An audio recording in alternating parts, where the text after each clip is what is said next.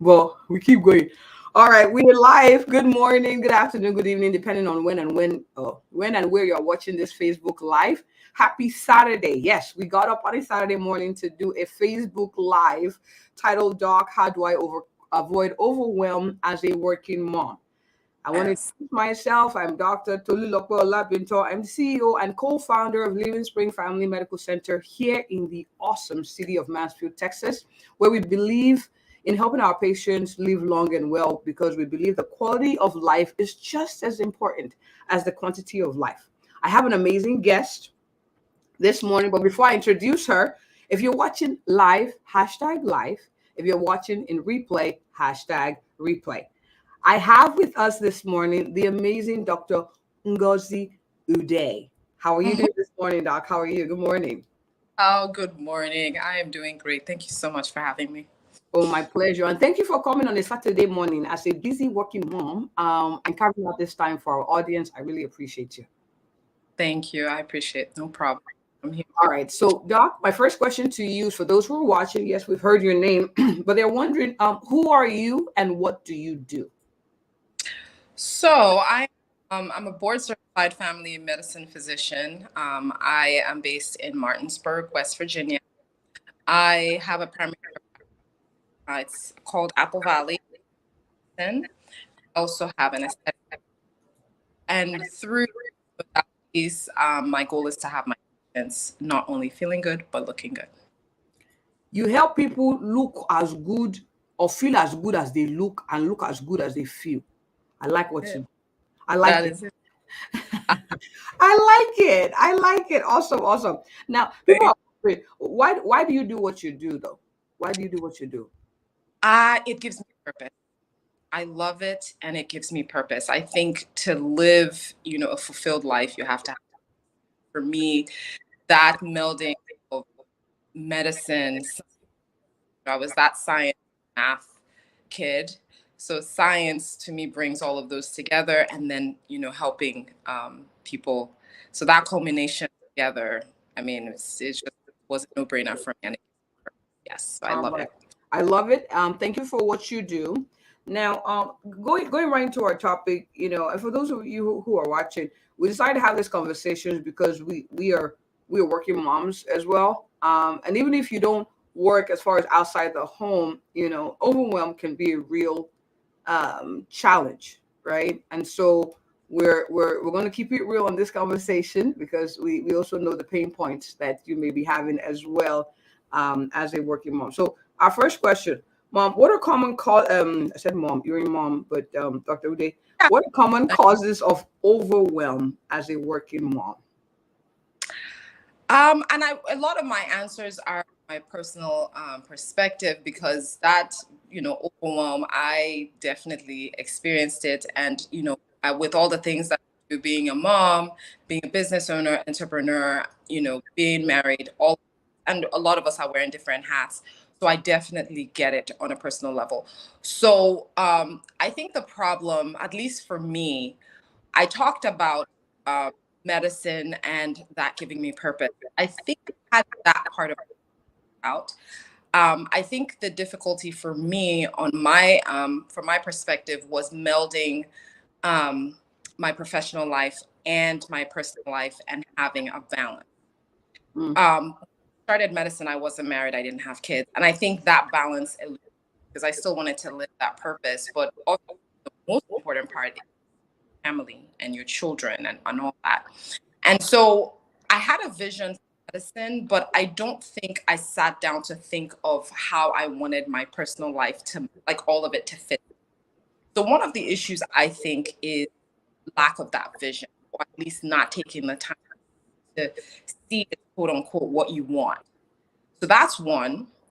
I think another problem is not being proactive. So again, I feel like I planned when it came to, my business and career stuff, but then I didn't do such a good job, I think, on the personal side of things. And so that lack of planning, I think, also had you know, caused some problems. And the other one, lack of boundaries. Um, that, for me, just, at one point I was working 7 days a week. And obviously, if you're working that much, there's no balance. And the other one is getting help, making sure that you're getting help. And uh, I I wasn't very good at asking for help and delegating. And so for me, the problems are actually the solution. But those are from my problem. Okay. So I wanted to kind of tease out a lot of things you said in answer or response to that question. And I hear, number one, you're not clear on your why. Yes.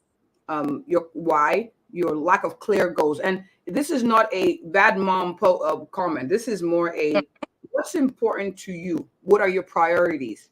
Because Absolutely. life has a way of putting things on your to-do list. If you don't put something on your own to-do list as a priority, you will always have something to do. Now, do things happen that could throw a wrench into a schedule? Yes, it can happen, and we adjust because we're not rigid. We're fluid, right? We're dynamic people, and so we can adjust and we can make amendments.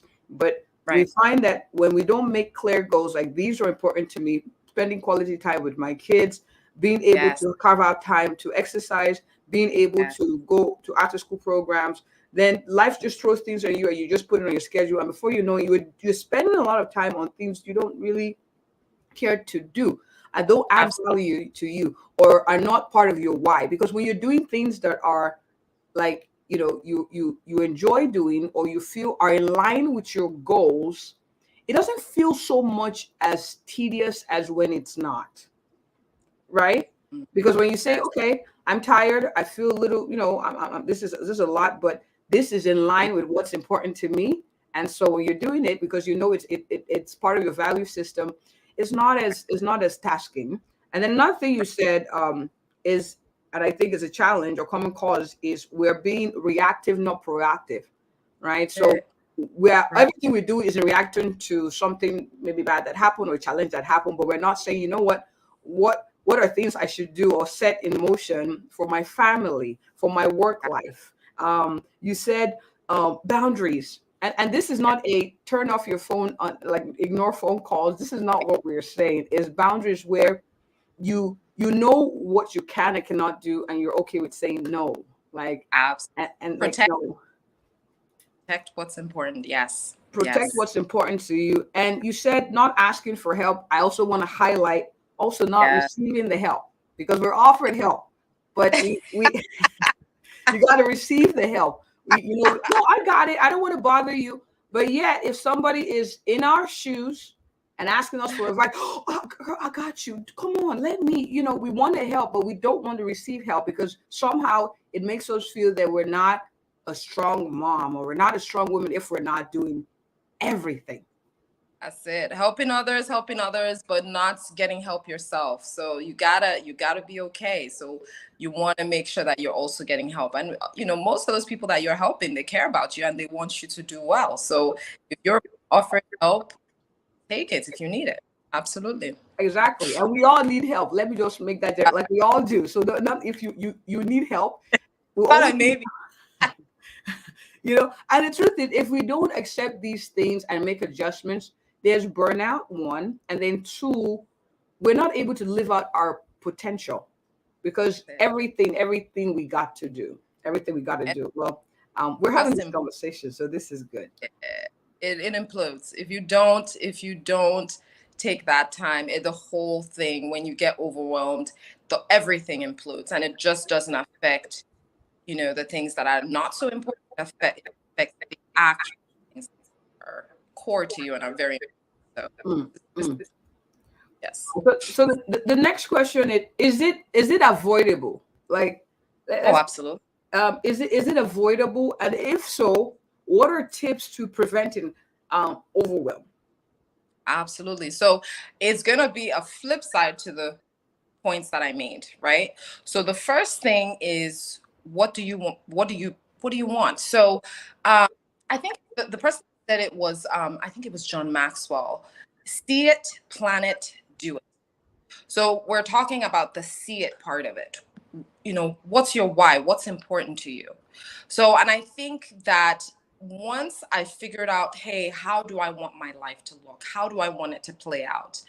Then, then obviously once you see, so this is kind of the dreaming thing, and think of whatever it is. There's no restriction. There's no, as I've heard, there's no dream police. So figure out what you want your life to look like, and then set out to create plan for processes that will help you accomplish it. So then you go ahead and plan it. So obviously, I mean, down to, meals for your family. You want to plan the schedule. If you're going to meal prep on the weekends, if it's self-care, to take care of yourself, exercise, making sure that you're hydrating. Maybe for you, you want to start going to the gym. Maybe you want to plan to make sure you have your gym clothes for the week in your trunk if your gym is on the route coming back home from work.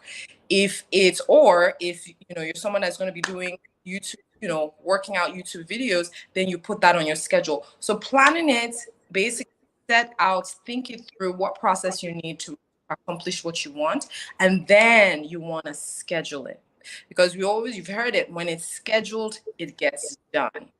So put it on your schedule. And so that's one of the first one is having a vision. The second one is putting your plan to action. And just so I'm clear, you want to make sure that you're a priority, okay? Because you can't pour from an empty cup. Your family is important to you, but I can guarantee you're important to your family. So make sure that you are a priority. I think that's something that did me for a long time. So make sure that you're taking that self-care, you're exercising, you're eating well, you're sleeping well, you're hydrating, you're taking me time, and you're protecting your mental space, and you're protecting your time and the time that is for your family. And then the other point is putting boundaries up to protect your time and to protect the time that you spend with your loved ones. This was a big one for me because yes, I'm happy, but the thing is, that sometimes they don't set work time. You're going to be working all the time. And then, things on the personal side start to get affected. And obviously, your loved ones, and even that's actually so that has for you to now fulfill your purpose in my case, helping others. And so set those boundaries on time. It's scheduled. So when you're at work, you work. When you're home and be present.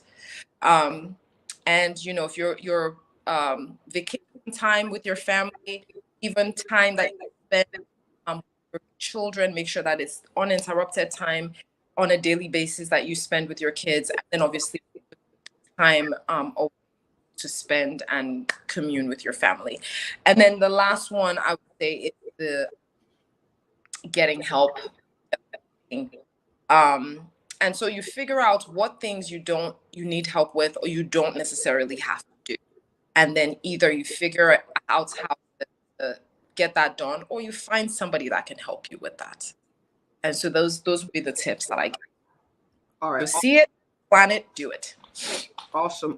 So you said a lot of things, and I wanted to give an example, Sure. the plan to do it, because I don't want this to be a pressure conversation. Like some people are watching like, oh my gosh, I gotta do this, I gotta do this. Give an example. What's a priority for you? What's something that's important to you? You want to spend time with family, you want to prepare healthy meals. So when it's something that is important to you, or something you want everyone to have dinner together, like that for you is like quality time together with the family. So you work towards it. So you could say things like, I don't have any appointments or meetings after 6 o'clock, or my phone is on do not disturb at a certain time, so I'm not distracted.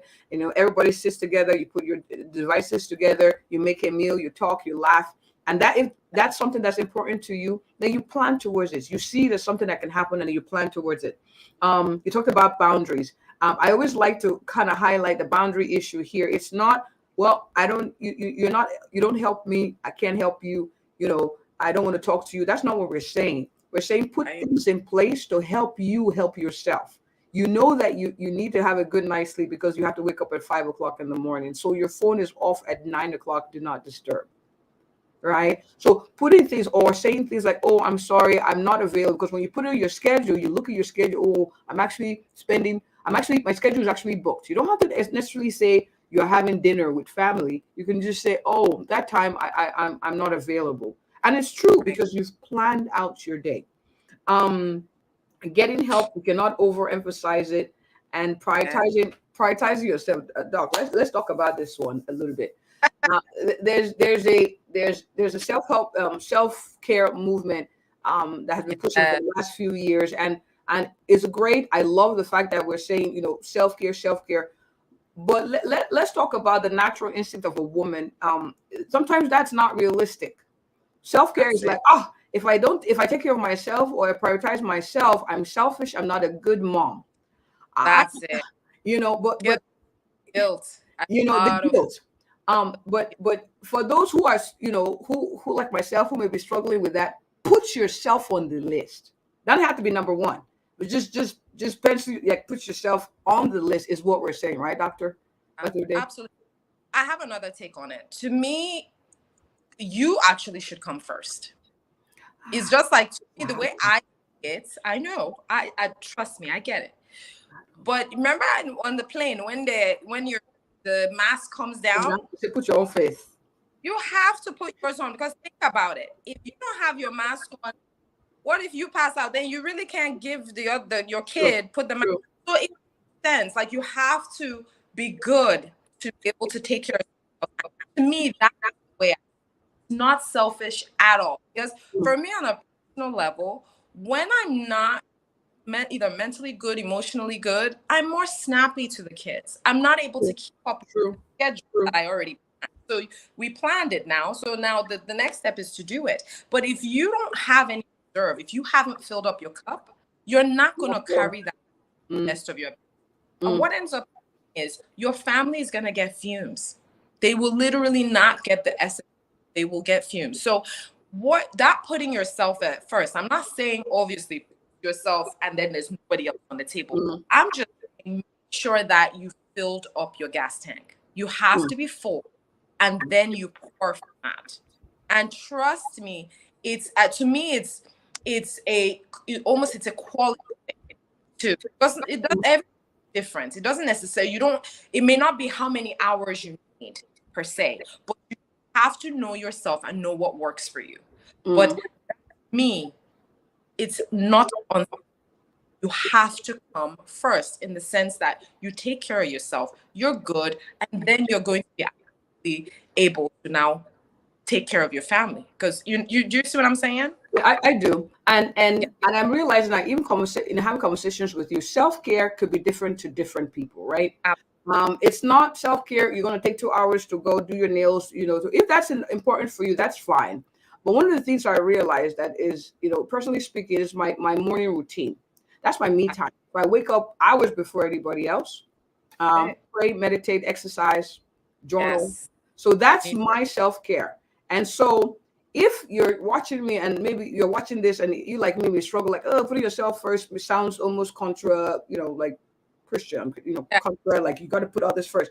But it's important that we understand what we're saying here, where it's important that you are filled so you can pour into other people. And so your self-care routine, prioritizing it, exercising in the morning, listen to music, do a little, something that feeds your cup or feeds your joy, and maybe do it simultaneously with that of your husband or your kids.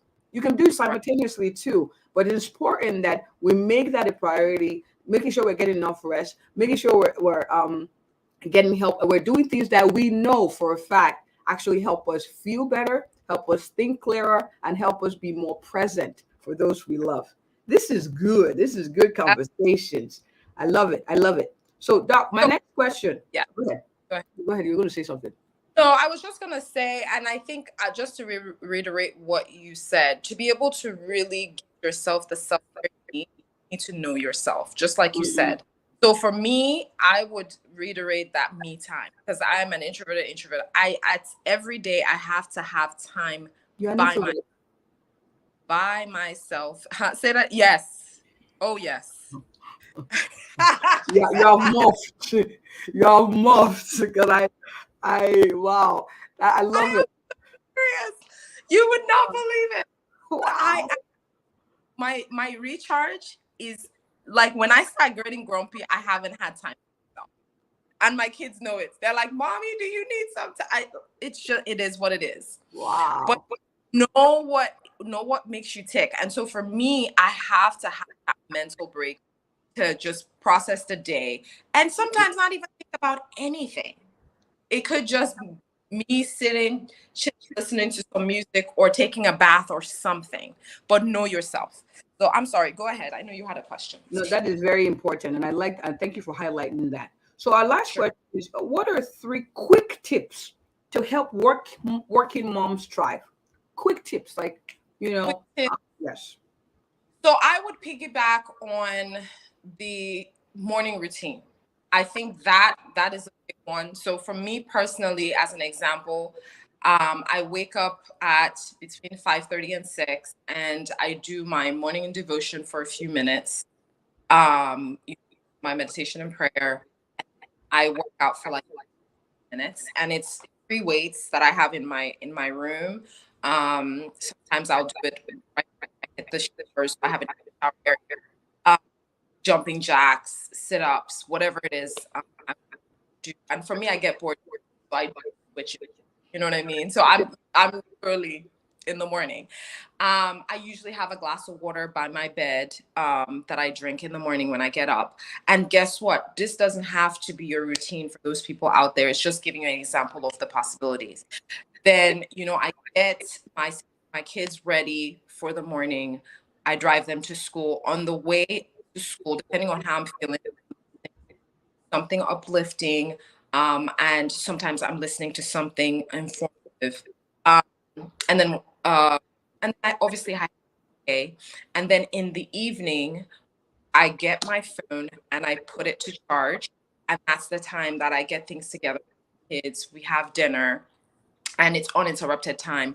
And then there are sometimes I will do a YouTube video with my children, and it's a form of exercise again, but it's also that me time. And so you can actually have it stacked. So what I'm doing is, hey, I'm spending time with my children and I'm working out, and it's kind of a way to spend time together. And then once the kids are put to bed, then I'm reading or journaling or planning something. So morning routine is a quick tip. Figure out, I think exercise is a big one. And it's a big one. Is a big one. Figure out what you want to do with that. Reading, they say successful people read. So figure out what 5 is or so, and try to fit it in. And I always say that the big results are hidden in your everyday activities. So you want to make sure that you have something in there every day that is moving you in the right direction. Okay, so that's one. And then the other one is planning, right? So the one I've started doing recently that has been very helpful is planning ahead. So on Sunday, looking at the week ahead, and planning, because before I would miss things here and there, and I was actually just more stressed too, because I wasn't missing that many things, but I was missing something. And it's like when you don't have it, your mind is always trying to remember that thing. And I just didn't realize how stressed out I was until when I started actually penciling things down. I use actually my calendar phone because it's accessible, and I look at it for the then also the day before for every day, and that has made a huge difference. So that's one. So in a morning routine, planning for the week and before, and then setting the boundaries. To me, I would suggest that you have, and this is for moms working at the home or working out of the home, set work hours. So if it's 9 to 5, 9 to 3, and when you're done with your time, the other suggestion is while you're at work, minimize the time you're checking your email and social media. Set times for those, because those will eat up your time. Minimize chatter with, just chatter that doesn't, not pertinent. So basically, I'm telling you, more efficient with your time while you're at work. So the strategy I use to keep off of social media is, if I find myself on Facebook while I'm working, I literally repeating to myself, when you're at work, work. And it's so irritating to shut it off. And so that seems to work for me, but definitely minimize um, times that are not work time. So work every time you're at work. Mm. Once you're home, we already talked about that. Then I put my phone away at least till the kids go to bed before I pick it. And I think those are the actionable tips I have. Awesome, awesome. Very, very powerful. Very, very powerful. And for those who don't know, Instagram has a timer. So I have a 20-minute timer on Instagram for the day. So once I'm done, it tells me, yep, you're at 20 minutes, time to go. I'm like, all right, that's it. Okay.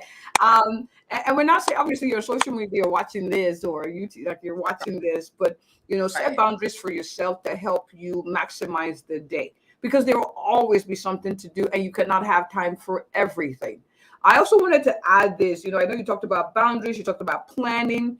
It's amazing, the planning part. Sometimes I used to think planning was like, oh, please, that's wasting time sitting down to. But the hour or so you take planning your week, or 45 minutes or 30 minutes, saves you hours, up to days in the long run. Because you put it down and you prioritize in order of importance. That's one. And then the last thing I was going to say is this: recognize and discern your season.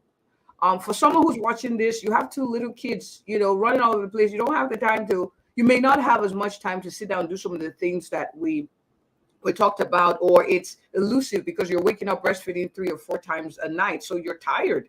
You don't want to get up and do a routine as much as we recommend. I just want to encourage you that this season doesn't last always, but it's what you can do, is what opportunities you have, make the most of it. Baby sleeping, you sleep, right? Because you need your rest, right? You're doing the dishes or the laundry, you put on music, and you just, so you're getting your exercise in. And, if music is something that makes you feel good, you're doing that too. So batch as much as you can. This has been very helpful, Doc. I love it. Thank you. This was good. This was good. So people are wondering, they're like, Dr. Ude, I have some patients, or I have some clients, or I have some family members who could use a good doctor like you, who would help them navigate the season even of motherhood or womanhood. Doc, where can people find you? Okay, so our office website is www.applevalleyfamilymed.com. I also host a podcast called Weekly Dr. Ude, where I share medical information, and I have other doc experts like Dr. Tolulope that share medical tips and information. I'm also on, and that podcast episode also streams on Facebook. Streams on YouTube, and it's the same for Dr. Ude. Then we're on Facebook by the practice name Apple Valley Medicine.